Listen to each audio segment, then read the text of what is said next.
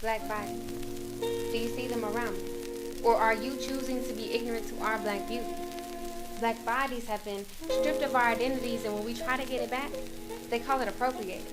But how can I appropriate my own beginning? See, it's always a twist because white people have been appropriating the culture since we existed, but have somehow now switched the attention to us, making some question whether they are really African and should explore their roots. Because you can only progress after you learn who you are, so learn who you are. I am a Catranian king mixed with an Ethiopian queen and a splash of Guyanese. Even with this light skin, baby, my blood runs deep. I am a queen.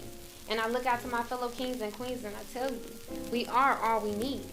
But our hearts are too good to not help others in need.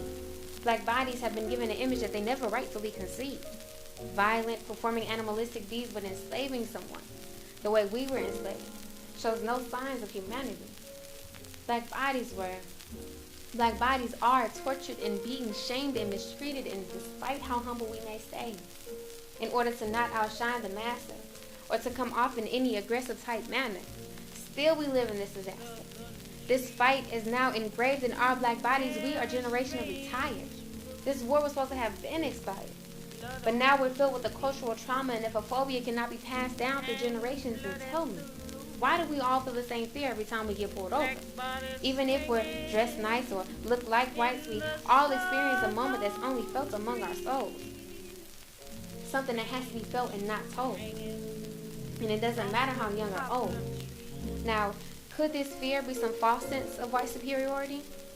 No. It's because we're constantly being reminded with more dead black bodies and no indictments. Something that reminds us of when the trees are being decorated with our black bodies, and it's frightening. Because our lives can be taken and we will take the blame. All because our bodies are black. So, what is the hope for our black bodies?